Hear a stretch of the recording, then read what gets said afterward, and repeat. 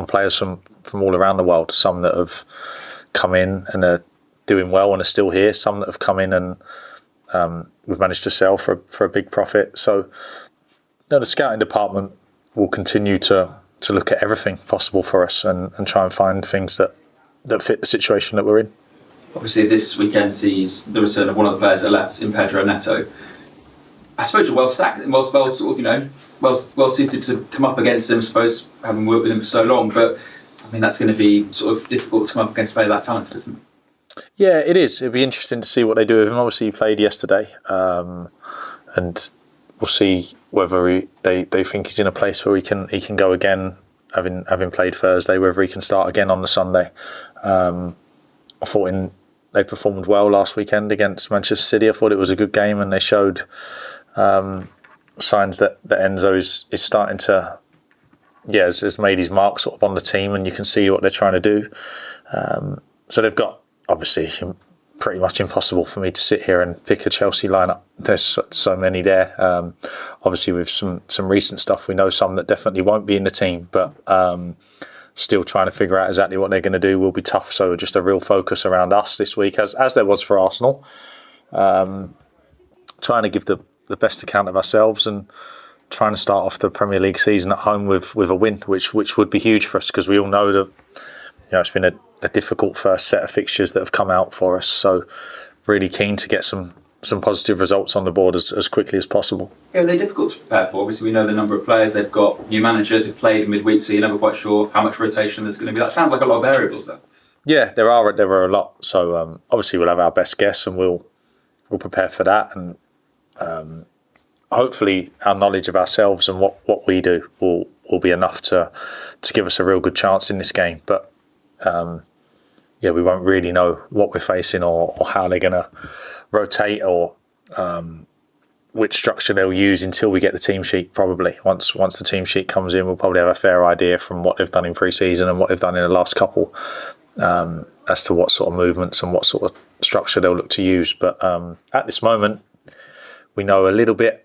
We can watch a bit of Leicester and what Enzo did with Leicester, but could still be very different. So there's a lot this week with the opposition that can change. So we need to, as I say, just be the best that we can be at home in front of our fans, and I think that'll give us a really good chance in the game. Yes, sir. Okay. Cheers. Sorry. You all right? Yeah, I'm good. You? Yeah, not bad, thanks. Good. From a year ago, when you came in here and hit the ground running, ahead of your first game at home, how different does it feel this year, and how deeply embedded do you feel now compared to back then?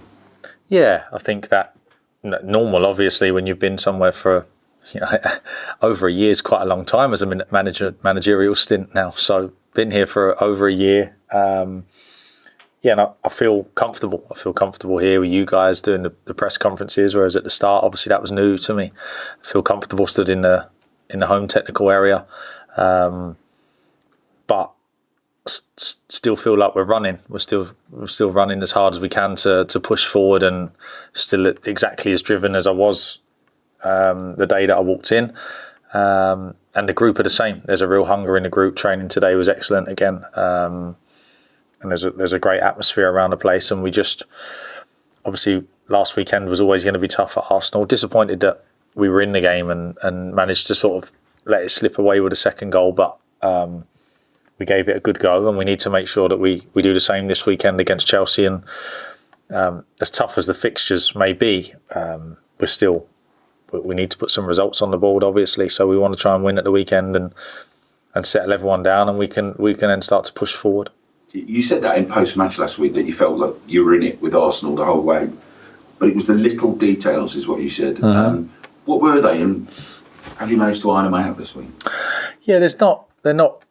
Some of them, you look to iron things out, but then of course new things it's players making decisions, and at the Emirates against Arsenal, you're asked a lot of questions, and the chances of you making a slight slip or a bad decision are heightened because of the pressure that they put you under, and the quality that you're up against. So I wouldn't expect us to concede the second goal. The Saka goal is something that we prepare well for.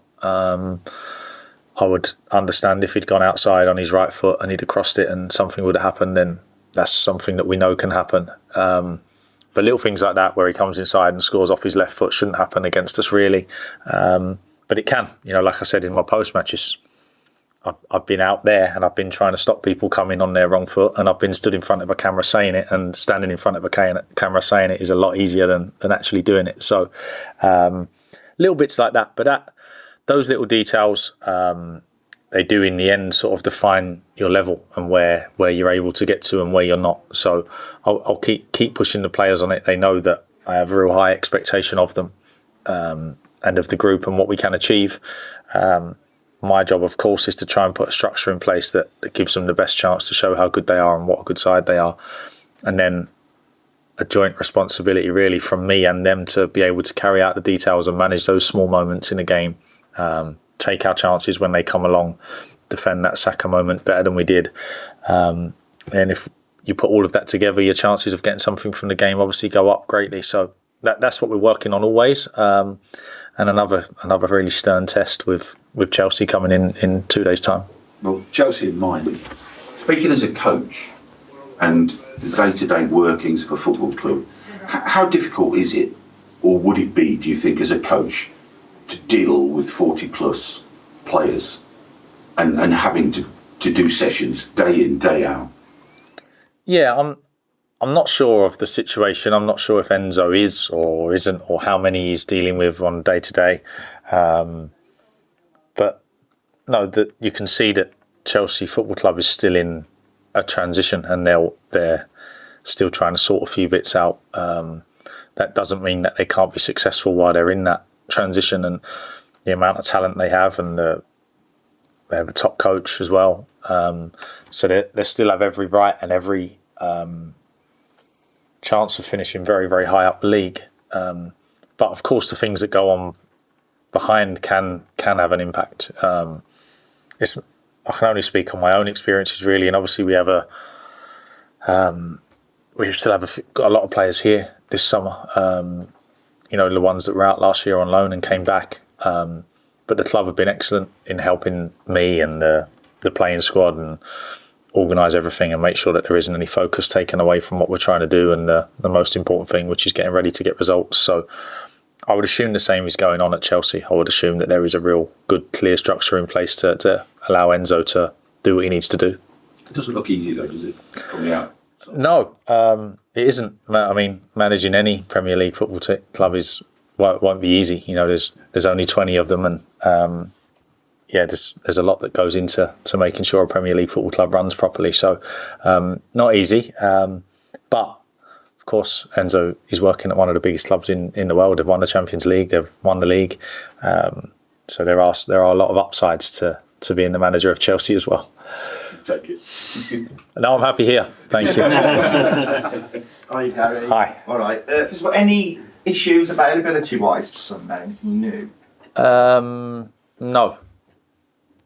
we're fine. No issues at all. Mateus Cunha's fine, so he'll be available for more minutes. Bouba Traore's done an extra week's training, so he's in a better spot. Everybody else is okay, I think. So we're as we were.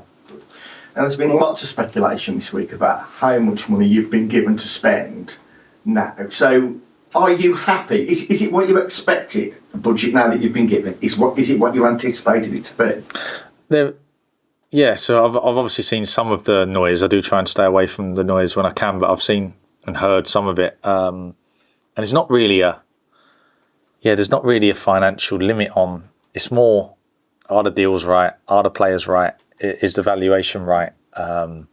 We can do stuff, definitely, between now and the end of the transfer window. It just needs to fit properly for the team and the football club. So some of the figures and things that you'll hear sort of banded around I've not heard any figure in any of my meetings or discussions. It's more, can we find things that fit football-wise and financially than a set budget. I think fans have been encouraged to hear that after a lot of the stuff that's been printed this week.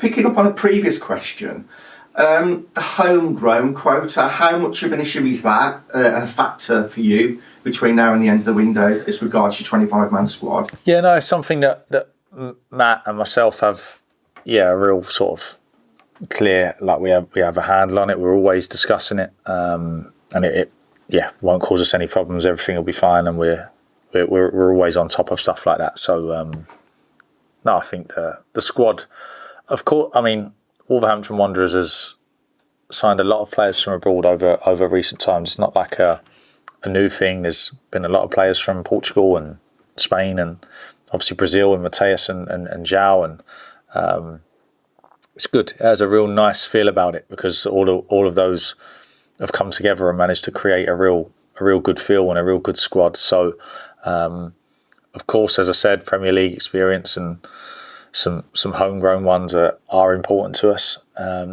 But as always, the most important thing is how well the team can function and what best fits the team. They had some memorable occasions at Mock Year last season. So how big a part did the fans play in that? Yeah, spoken about this a lot already, I don't know if they can feel it from where they are, but the impact they have on the players is huge, massive. So it's not really me because I'm stood there and I get to stand and think and have a real clear mind while I'm watching the football match, whereas the players are out there on the field competing, and having a fan base that is fully behind you and is cheering and still behind you when things are going tough make it so much easier to perform than when they're not so with you and there is a few grumbles and you can tell they're starting to, like, it makes a massive difference. And also all of that pressure and all that responsibility is not on the fan base. A lot of that is on me and on us as a playing group to make sure that we give them something they can feel and buy into. And I think that was the key last year, is that they could feel something. They could feel that everyone was giving everything. There was an excitement. There was some energy around how we played. And then even when we started to struggle, you could still tell that the fans understood and they were willing to stay with the team. And that will be huge for us again this year. The Premier League, as we've seen, is going to be probably more difficult than last season. I think everybody, if you look at the promoted clubs and the amount of money they're spending and the players they're signing, look at the teams that maybe finished around us last year in Fulham. Obviously, it looks, I don't know if it's completed, but here in Anderson from Palace and Sanderberg, and have spent a lot of money. The teams in and around us, West Ham, who were sort of around us last year for the most part until we fell away, spent a lot of money. Brighton. So it's going to be a tough Premier League. So we're going to need everybody, the fans that come every week, the fans that come 5 times a year, myself, the players, the staff. We're going to need everybody here to help us try and have a successful campaign. Thank you. So, do you have a question for broadcasting? Yeah, just that one. Obviously, much has been spoken about Chelsea's transfer business over the last few weeks. They've dominated, haven't they? Have you got any thoughts on how they've gone about their business? No, none, because I don't know anything about it or how they're doing it, or so would be foolish of me to comment on something that I don't really know about. I know they've signed a lot of good players. Is basically the only detail I have on it, and signing good players is helpful. So I would expect it to help them, and I would expect them to be better than they were last season. What's confidence been like in training as well? Because obviously you did have a couple of good chances. Raya made a couple of good saves. Has confidence been high? And what were your key takeaways from the game?